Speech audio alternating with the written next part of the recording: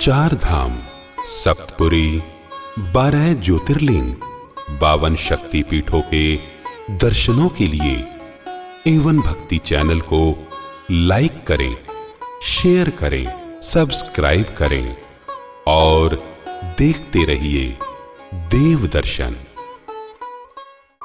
यात्रा में अब हम आकर पहुंचे हैं जम्मू कश्मीर के कटरा, जहां पर पावन माता वैष्णो देवी का धाम है। पावन वैष्णो देवी धाम है। यहाँ पर नवरात्रों के दौरान बड़ी संख्या में श्रद्धालु पहुँच रहे हैं। वो बड़ी दुर्गम पहाड़ियों में से रास्ता है, दुर्गम रास्ते हैं। रास्तों का जो तरीका है वो बेहद अपने आप में अलग है।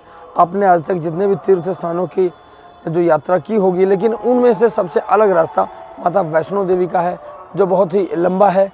और कटरा से भवन तक जाने का जो एक नया रास्ता बनाया गया है, वह 80 करोड़ की लागत से बेहद सुंदर रास्ता है, जिसे बनाया गया है, जो करीब 20 फीट चौड़ा है, जिसमें तमाम मूलभूत सुविधाएं या तमाम सुविधाएं जो ज़रूरत होती है सफ़र के दौरान, डिस्पेंसरी है, शौचालय है और अन्य प्रकार की सुविधाएं इस रास्ते पर मौजूद हैं।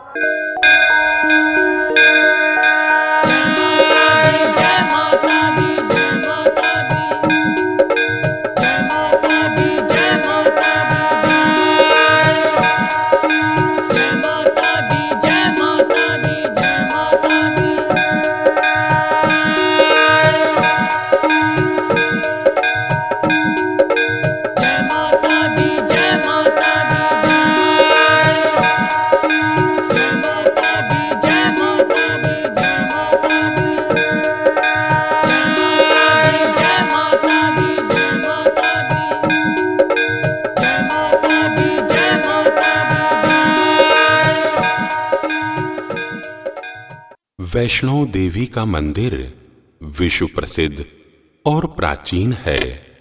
भारतीय राज्य जम्मू और कश्मीर के जम्मू क्षेत्र में कटरा नगर के समीप की पहाड़ियों पर स्थित है। इन पहाड़ियों को त्रिकुटा पहाड़ी कहते हैं। यहीं पर लगभग 5200 फीट की ऊंचाई पर स्थित है माता रानी का मंदिर। यह भारत में तिरुमला वेंकटेश्वर मंदिर के बाद दूसरा सर्वाधिक देखा जाने वाला धार्मिक तीर्थ स्थल है। माता के दर्शनों के लिए अगर आने जाने के रास्ते की बात करें या व्यवस्था की बात करें, तो सबसे पहले पैदल जो यात्रा है वह कटरा से शुरू होकर के 2 अलग अलग रास्ते हैं जिनसे पैदल यात्रा संपूर्ण की जा सकती है, जिसमें आपको जो यहाँ का जो बहुत ही सुंदर नज़ारा है वह आप अपनी खुली आंखों से देख सकेंगे और इस प्रकृति की सुंदरता को निहार सकेंगे। साथ ही दूसरा जो रास्ता है वह एक हवाई जहाज़ के माध्यम से, हेलीकॉप्टर के माध्यम से है, जिसका एक जो किराया है वो निजी कंपनियों ने अपने हिसाब से तय किया हुआ है। उसके बाद आप हेलीकॉप्टर के माध्यम से माता के दर्शनों के लिए पहुंच सकते हैं। यात्रा में हमने वैष्णो देवी पहुंचने के बाद ये देखा कि जो माता की यात्रा है, जो दर्शन है, वो किस प्रकार किए जाते हैं। यहाँ पर प्रशासनिक जो प्रक्रिया है वो क्या है। यहाँ पर पाकिस्तान का जो बॉर्डर है बेहद नज़दीक लगता है। जम्मू और कश्मीर का जो एरिया है वो बेहद ही संवेदनशील बना रहता है। इस लिहाज से यहाँ की जो सुरक्षा व्यवस्था है वो बेहद ही सटीक है। इस सटीक सुरक्षा प्रक्रिया में यहाँ पर जो आस्था का जो सैलाब है वो कहीं कम नहीं होता। यहाँ लगातार जितना आप आगे बढ़ते चले जाएंगे आपको थकान महसूस होती चली जाएगी, लेकिन यहाँ पे जो आस्था का जो ज्वार है वो कम होता कहीं नज़र नहीं आएगा। माता के दर्शनों के लिए जो अक्सर श्रद्धालु थक जाते हैं या जो वृद्ध जो श्रद्धालु है उनके लिए पालकी की जो व्यवस्था है वो मौजूद है और घोड़े आदि की जो व्यवस्था है वो भी मौजूद है। जो एक निजी जो एजेंसी जिसको चलाती है उनके अपने यहाँ पर जो रेट हैं वो तय हैं। उनके अनुसार आप उनकी सुविधा शुल्क दे करके आप बिना थकान महसूस किए हुए भी माता के दरबार में पहुँच सकते हैं और माता के पावन दर्शन पा सकते हैं। माता वैष्णो देवी को लेकर कई कथाएं प्रचलित हैं। उसमें से यह एक प्रमाणिक कहानी है। प्राचीन मान्यता के अनुसार माता वैष्णो के एक परम भक्त श्रीधर की भक्ति से प्रसन्न होकर मां ने उसकी लाज रखी और दुनिया को अपने अस्तित्व का प्रमाण दिया। एक बार ब्राह्मण श्रीधर ने अपने गांव में माता का भंडारा रखा और सभी गांव वालों को, साधु संतों को भंडारे में पधारने का निमंत्रण दिया। पहली बार तो गांव वालों को विश्वास ही नहीं हुआ कि निर्धन श्रीधर भंडारा करा रहा है। अपने भक्त श्रीधर की लाज रखने के लिए मां वैष्णो देवी कन्या का रूप धारण करके भंडारे में आए। श्रीधर ने भैरवनाथ को भी अपने शिष्यों के साथ आमंत्रित किया था। भंडारे में भैरवनाथ ने खीर पूड़ी की जगह मांस मदिरा का सेवन करने की बात की। तब श्रीधर ने इस पर असहमति जताई। भोजन को लेकर भैरवनाथ के हट करने पर कन्या रूपी माता वैष्णो देवी ने भैरवनाथ को समझाने की कोशिश की, किंतु भैरवनाथ ने उनकी एक न मानी और उस कन्या को पकड़ना चाहा। तब वह कन्या वहां से त्रिकूट पर्वत की ओर भागी।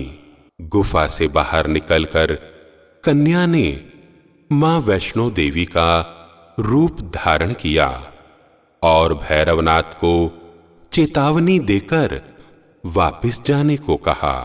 फिर भी भैरवनाथ नहीं माना। माता पुनः गुफा के भीतर चली गई। तब माता की रक्षा के लिए हनुमान जी ने गुफा के बाहर भैरवनाथ से युद्ध किया। भैरवनाथ ने फिर भी हार नहीं मानी, पर जब वीर हनुमान निढाल होने लगे तब माता वैष्णो देवी ने महाकाली का रूप धारण कर भैरवनाथ का संहार कर दिया। भैरवनाथ का सिर कटकर भवन से 8 किलोमीटर दूर त्रिकूट पर्वत की भैरव घाटी में गिरा।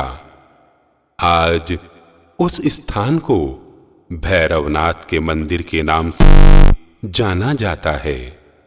यहाँ पर बात करें, जो श्रद्धालु हैं वो देश क्या दुनिया के कोने कोने से यहाँ पर जो श्रद्धालु वो पहुँचते हैं, माता के दर्शन पाते हैं। यहाँ पर दर्शन पाने के लिए सबसे पहले जम्मू में बनी एक सेंटर से, एक कार्यालय से सबसे पहले एक पंजीकरण जो सर्टिफिकेट है वो पाया जाता है, जिसमें आपका एक QR कोड उसमें मौजूद होता है और एक आपका जो श्रद्धालु संख्या है वो मौजूद होता है, जिसको कराने की प्रक्रिया बेहद आसान है।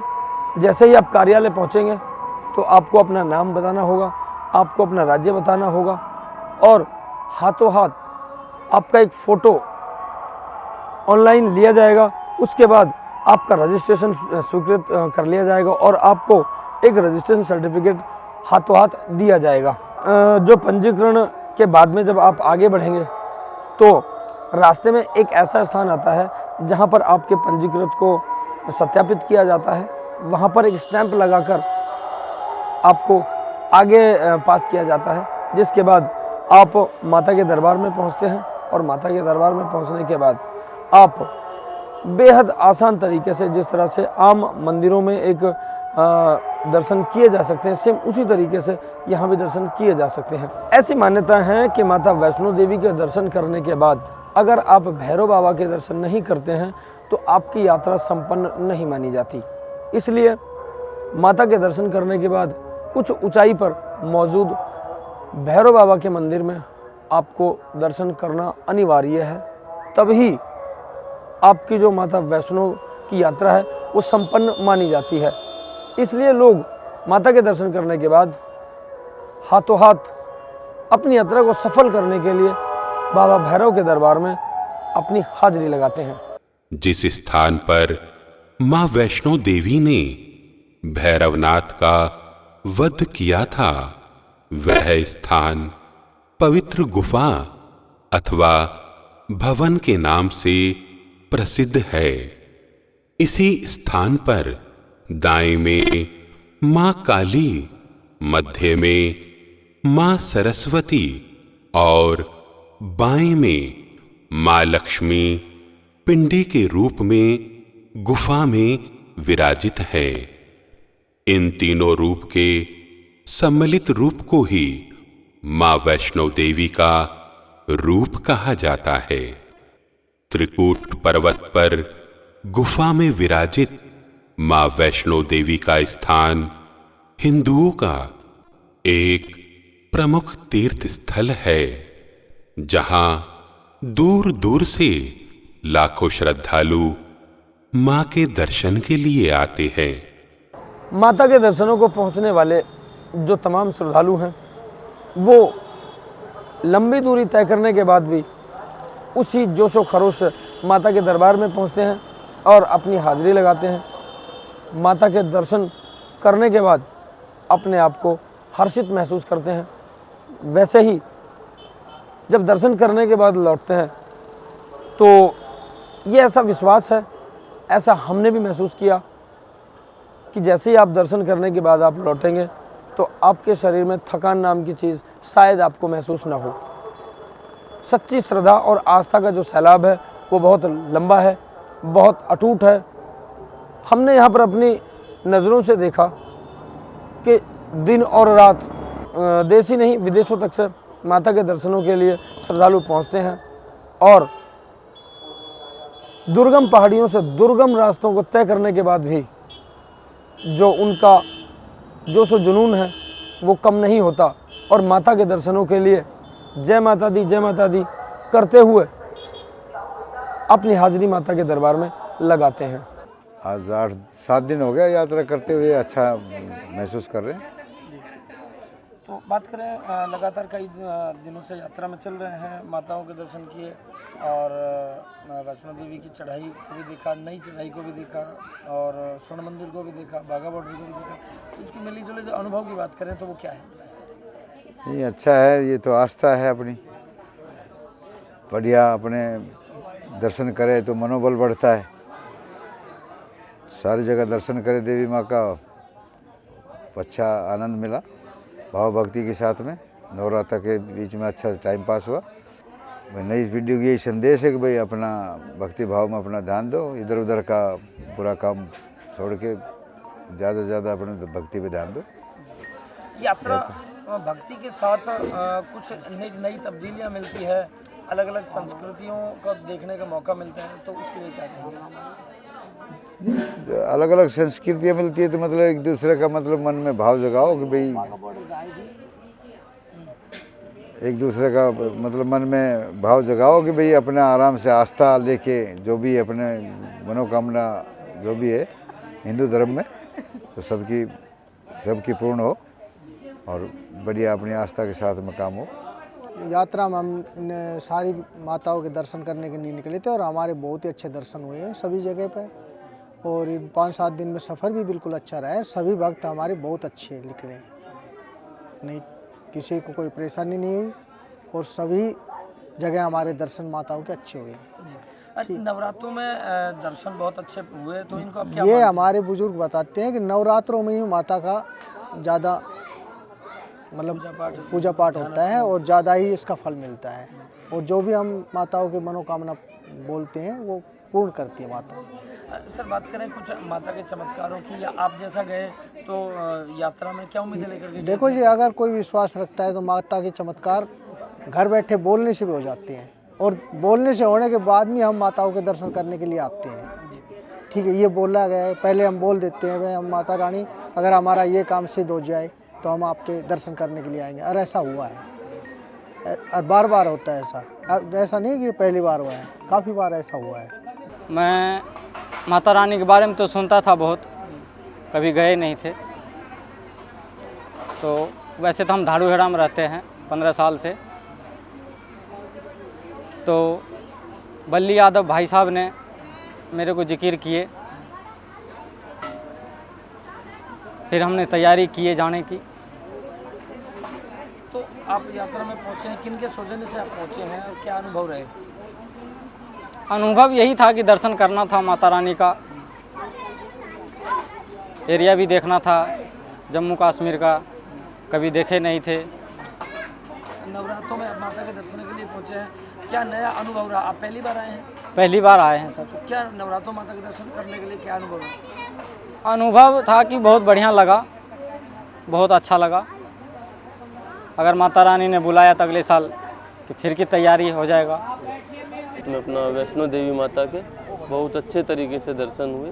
वहाँ का जो सिस्टम था वैष्णो देवी में, एक सिस्टम से मतलब दर्शन किए वहाँ लाइन में लग के।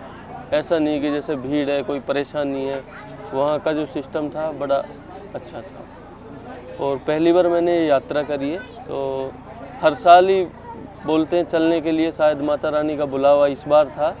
नया अनुभव ये रहा कि अब तक तो सुना हुआ था कि माता रानी की चढ़ाई है, इतनी है, पता नहीं। अब जब खुद चढ़ाई की है माता रानी की, तो ये अनुभव हुआ कि फर्स्ट टाइम में तो पैदल चल के एक बार जाना चाहिए जो फर्स्ट टाइम दर्शन कर रहा है। भैरू के दर्शन किए, उसकी और ऊपर चढ़ाई है, लेकिन बड़ा अच्छा लगा मतलब जो सफ़र है। जैसे ड्यूटी है और काम है, काम धंधे तो बिजी सब चलता रहेगा। टाइम निकाल के दर्शन के लिए तीर्थ स्थान पे कहीं भी जाना चाहिए। बिल्कुल अच्छा अनुभव रहा दर्शन के लिए, और अभी मेरा मन ऐसा कर रहा है कि मैं हर साल यहाँ पे आऊँ। फर्स्ट टाइम आया हूँ। यात्रा में यह हमारा आज का जो कार्यक्रम रहा वह रहा माता वैष्णो देवी की यात्रा पर कैसे आप दर्शन कर सकते हैं, कैसे आप माता के दर्शनों के लिए इतनी ऊंची पहाड़ी पर किन किन रास्तों से, किन किन माध्यम से होकर आप गुजर सकते हैं, माता के दर्शनों के लिए आप पहुंच सकते हैं। तो जैसा हमने वैष्णो देवी पहुंचकर हमने लोगों से जाना, हमने वहाँ की सुरक्षा व्यवस्थाओं को देखा, वो ठीक उस तरीके से हमने आपको बताया।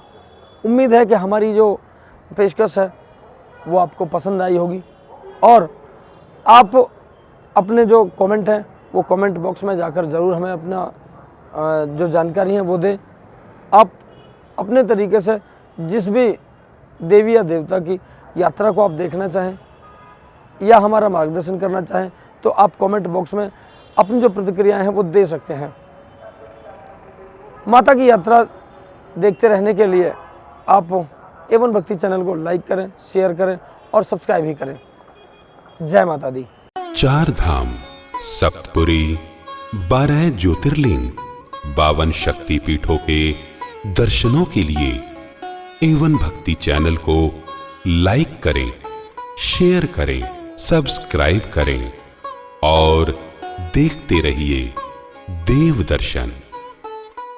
चैनल को लाइक करें, शेयर करें और सब्सक्राइब जरूर करें, साथ में घंटा भी बजाएं।